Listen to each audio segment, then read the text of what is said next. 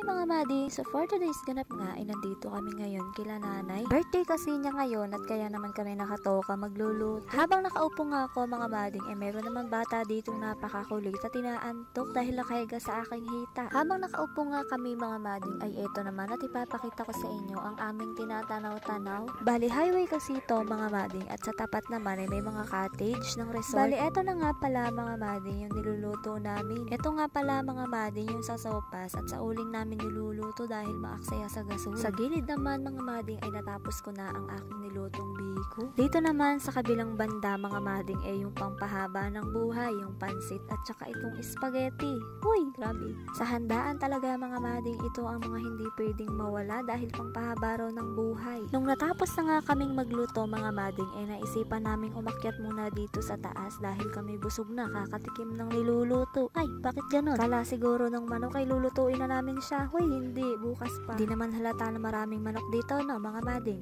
Pero wag kayo, mga mading, dahil kayo rin ay magugulat. Nakikita nyo ba yan nasa tuktok na yan? Ay, si tatay. Diyos mio, garapon, bakit nandyan ka, tay? Kaya nandito si tatay, mga mading, sa taas dahil nanunungkit itong star apple. May nahulog nga na isa, mga mading, kaya naman dali-dali itong kinuha ni Tita Dalia ay for the go. Kami nga, mading, ay kinakabahan dahil naman napakataas itong puno at si tatay ay wala lang pakialam. Di siya kinakabahan, mga mading. Bakit? May nakita nga ako doon sa baba mga mading na nahulog at kinuha ko at ito naman ay medyo hilaw-hilaw. Sa daming ang bunga nito mga mading, eto na nga at tumulong na si Tita Dalia na manungkit. Ako kasi hindi ko kaya manungkit dyan, feeling ko babagsak sa akin. Pag ganito pala mga mading na pananungkit ang ginagawa, wala akong ibang ginawa kundi tumawa ng tumawa. Ang ending, walang nakukuha dahil panay ang tawa. Hindi nga makuha-kuha ni Tita Dalia yung sinusungkit niya dahil ang hirap naman daw talaga namang ikawit doon sa may pangkawit. Ano daw? Basta siya na yun. Habang nanunungkit nga kami dyan mga mading ay si Tita Dalia.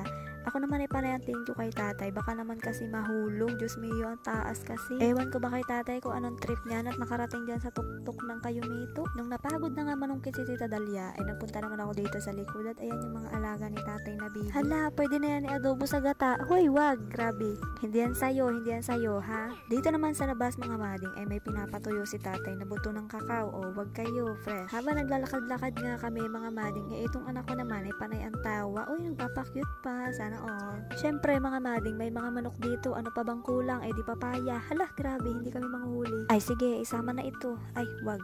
Nung nakakuha na nga kami mga mading ng papaya, ay bumaba na rin kami at dumiretso na kami dito kay nanay. Yan lang muna mga mading for today's video. See you in the next vlog. Bye!